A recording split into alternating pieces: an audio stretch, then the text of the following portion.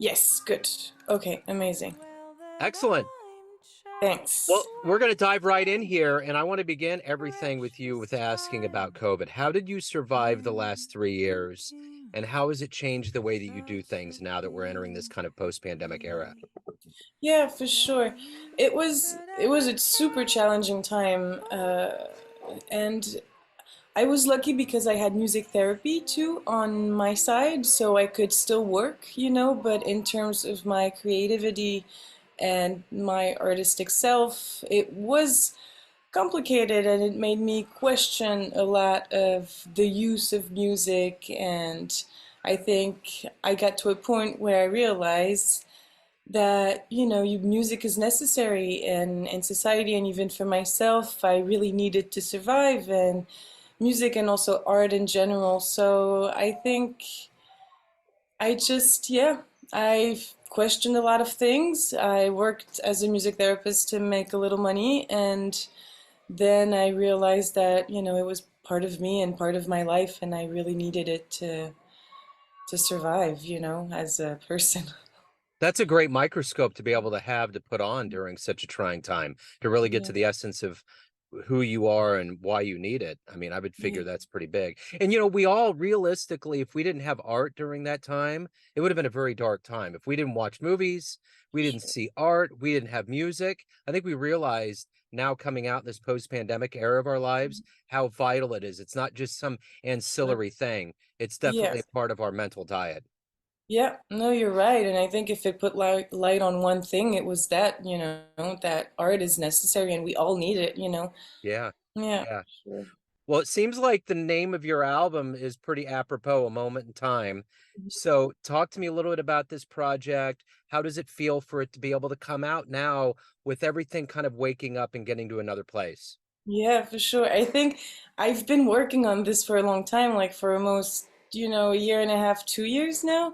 And I kept saying, oh, I'm so excited for it to be out of myself, because I think art, when it's in that process of just being yours and just being something that you work on by yourself, and with musicians, of course, but that it's a project that's just entirely yours, it's like very frustrating, because at one point you just want it to be out and to be something that's just not yours, but that belongs to other people too, and that could be listened to and experienced by other people, and not just your ears and your head and your, own little like spectrum of vision of what art should be, and that it's something that it experienced by other people. But yeah, no, it's my first album, and it's my first big project like that, so it is definitely an interesting experience, but it's a great one.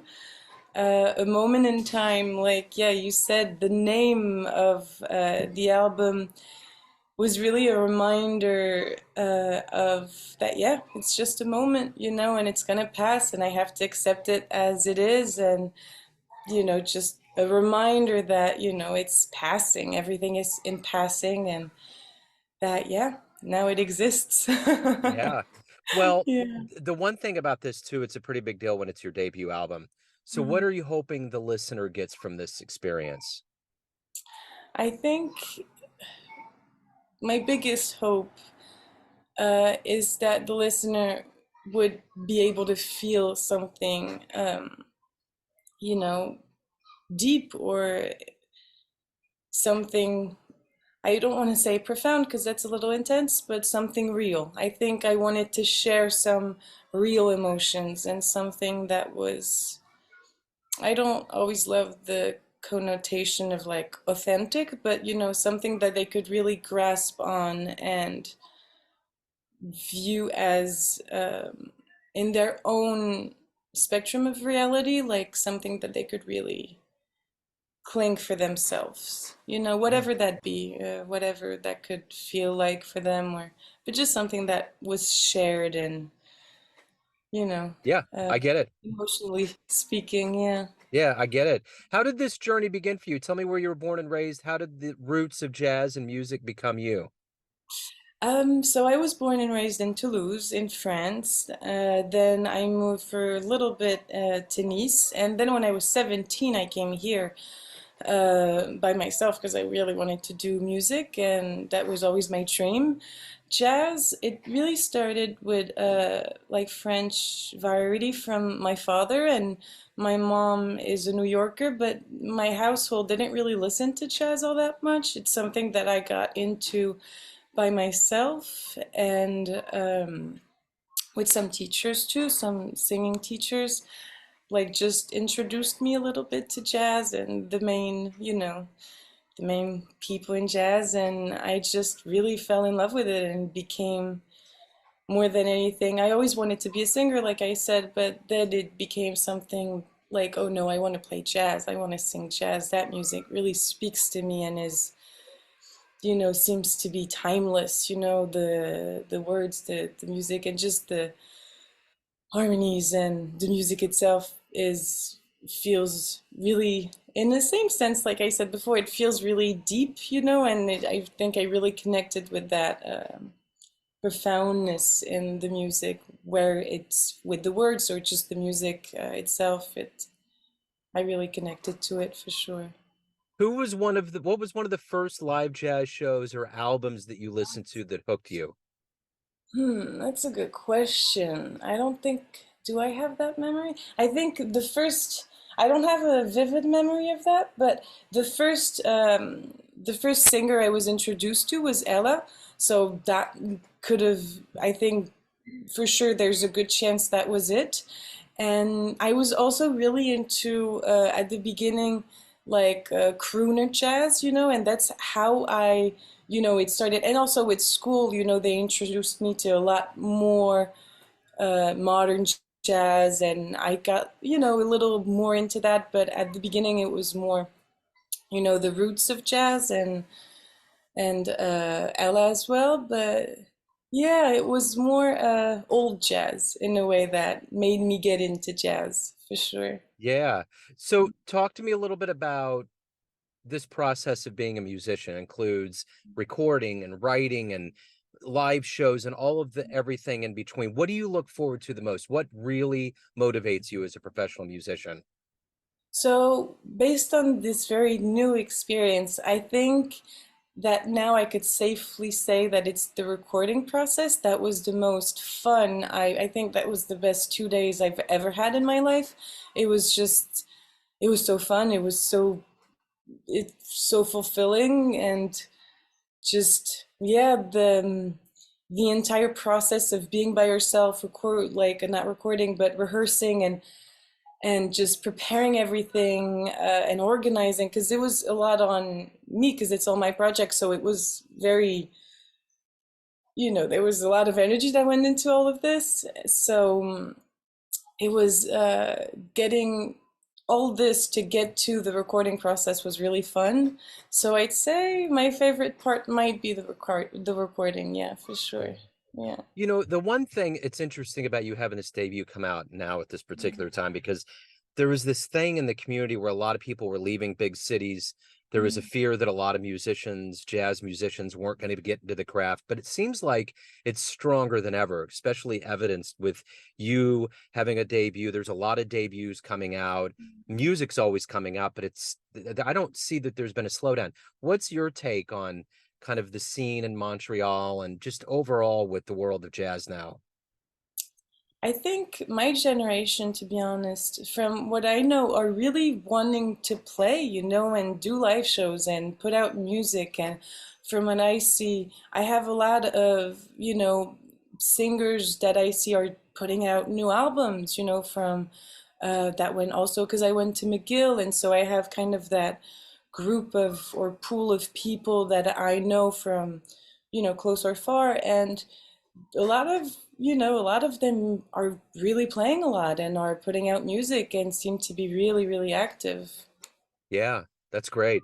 So, why do you love jazz? I think, like I said, it might be just because it's music that really is timeless and connects and feels deep, I think. Yeah. So, if you could go back in time, let's say a time machine pulls up to your house when we get off the phone, and you can see anybody anywhere in the history of jazz, where are you going?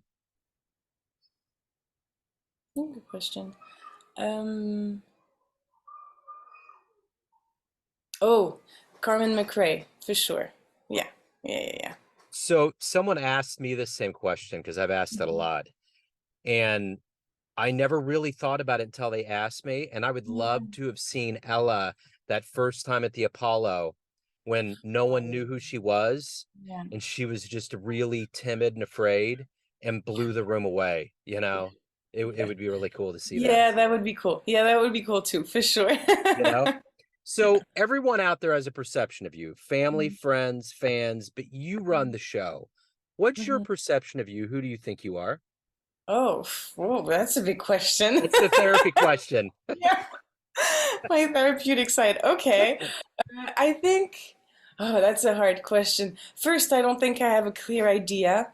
And if I would say, I'm an artist. I have a lot of things that I want to do in life that, pertain to music itself and also to other things. I feel very creative, and also I feel an urgency to be creative too because it's something that drives me. And uh yeah, but it is a hard question. I don't think it's hard to say that about yourself, like, oh, I'm, nice. I think I'm nice, but is that mine to judge, or is that other people? Right. You know? I get it. I, so, yeah, but I think if I could say one thing, I am definitely a creative person, and I want to create, and I want to also connect with people. I think I have that need for connection where it, would be with music or with people in general,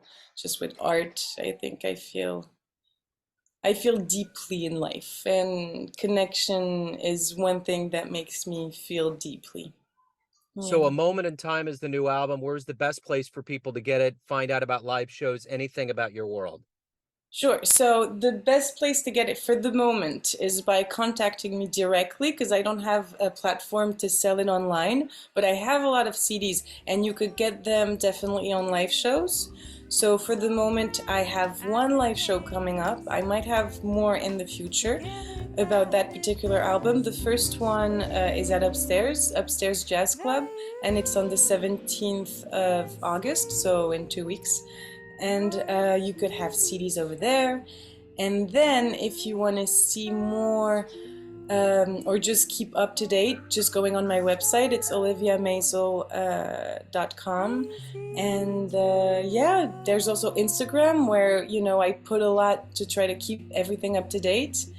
Yeah, I think that's it. Yeah, Wonderful. Olivia, this has been great. Thank you so much for opening up. Thanks for your time. for sure. Thank you for having me. That was so nice. Yeah.